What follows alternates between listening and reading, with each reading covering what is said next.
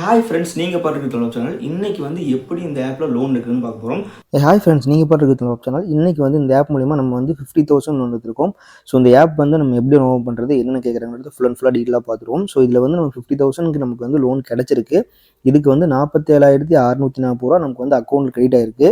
So annual interest rate வந்து பார்த்தீங்கன்னா 30% போடுறாங்க. ஸோ டோட்டலாக நம்ம வந்து 50,000 எடுத்திருக்கோம், 47,000 நமக்கு வந்திருக்கு. திருப்பி நம்ம கட்ட போடுற அமௌண்ட் வந்து பார்த்தீங்கன்னா 54,482 ரூபா கட்ட போகிறோம். ஸோ மாதம் இஎம்ஐ 6 மாதத்துக்கு போட்டிருக்கோம்.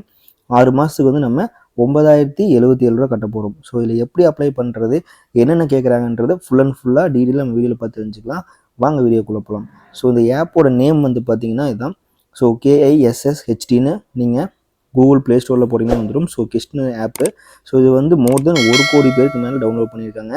ஸோ 4.6 ஸ்டார் ரேட்டிங் மாதிரி இருக்குது இதுக்கு. ஸோ இதில் வந்து என்னென்ன கேட்குறாங்க அப்படின்றத நம்ம டீட்டெயிலாக இப்போ பார்ப்போம். ஸோ நம்ம ப்ளே ஸ்டோரில் இந்த மாதிரி டைப் பண்ணாலே உள்ளே வந்துடும். அப்படி இல்லாட்டி நான் கீழே வந்து லிங்க் கொடுக்குறேன். ஸோ லிங்க் தொட்டு நீங்கள் ஓப்பன் பண்ணிக்கலாம். ஸோ உள்ளே வந்து நீங்கள் பார்த்தீங்கன்னா நம்மகிட்ட ஸோ இந்த மாதிரி தான் இருக்குது. ஸோ இதில் வந்து நம்ம சச்சின் தான் வந்து அந்த ஆப்புக்கு வந்து பிராண்ட் அம்பாசிடர் இருக்கார். ஸோ மோர் தென் 53 மில்லியனுக்கு மேலே வந்து டவுன்லோட் பண்ணியிருக்காருன்னு சொல்கிறாங்க.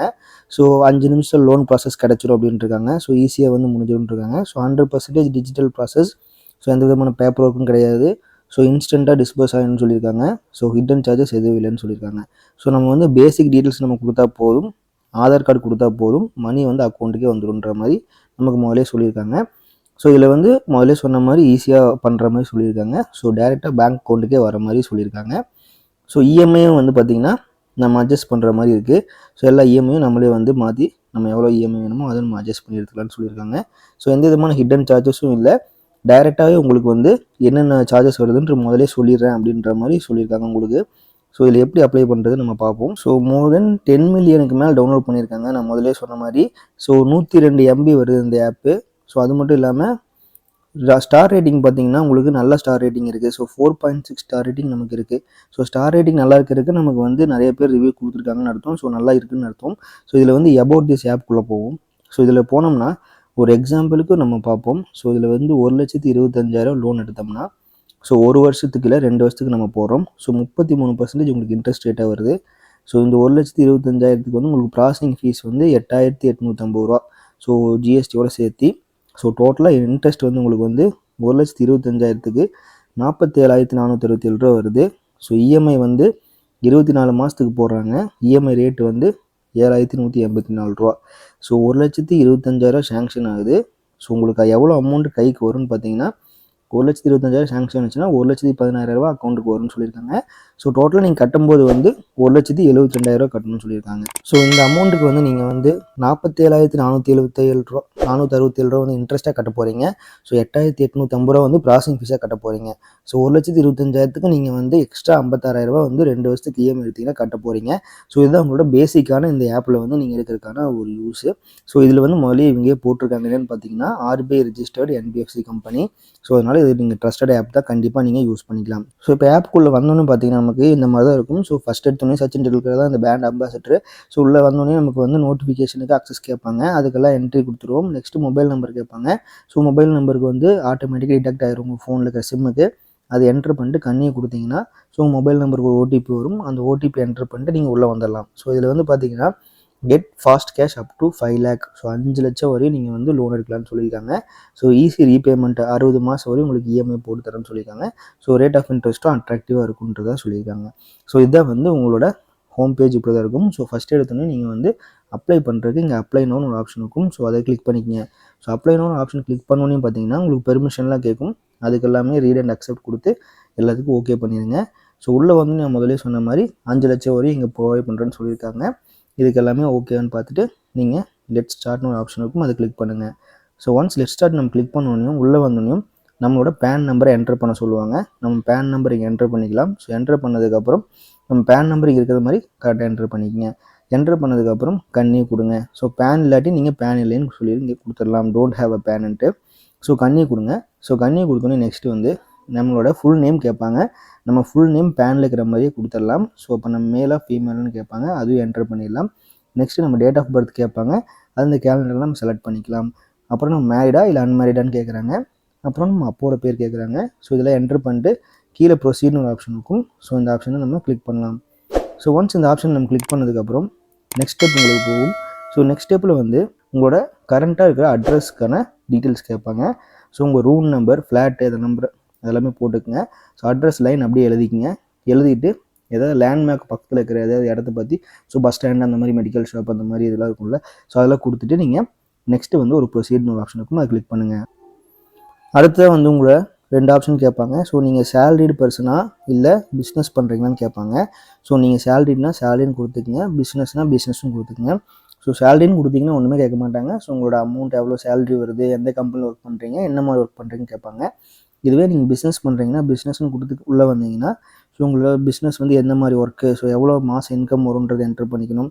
அதுக்கப்புறம் உங்களோட பிஸ்னஸான டீட்டெயில்ஸு, ஜிஎஸ்டி நம்பரில் இருக்குது அதெல்லாம் கேட்பாங்க. ஸோ அதெல்லாம் கொடுக்கணும். ஸோ இதெல்லாமே நீங்கள் பார்த்துக்குங்க. அதுக்கு முன்னாடி உங்களுக்கு ஒரு கேஒய்சி டாக்குமெண்ட் வெரிஃபிகேஷன் கேட்கும்.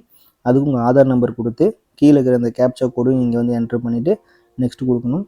ஸோ நெக்ஸ்ட்டு கொடுத்துட்டிங்கன்னா உங்களோட ஆதார் வெரிஃபிகேஷன் ஆகும். அப்புறம் உங்களோட செல்ஃபி இங்கே எடுக்க சொல்லுவாங்க. ஸோ உங்கள் செல்ஃபி வந்து நீங்கள் கரெக்டாக எடுத்துங்க. ஸோ ஒரு தப்பாக எடுத்தீங்கன்னா ரீடேக்னு ஆப்ஷன் இருக்கும், அது மூலிமா நீங்கள் மறுபடியும் ரீடேக் எடுத்துக்கலாம். ஸோ எடுத்ததுக்கப்புறம் இங்கே வந்து பார்த்தீங்கன்னா உங்களோட ஆதார் வெரிஃபிகேஷனும் செல்ஃபி வெரிஃபிகேஷனும் முடிஞ்சதுன்னு வந்திருக்கும். ஒன்ஸ் அது முடிஞ்சதுக்கப்புறம் கீழே கன்ஃபார்ம் கொடுத்தீங்கன்னா நெக்ஸ்ட் ஸ்டெப்புக்குள்ளே போயிடும்.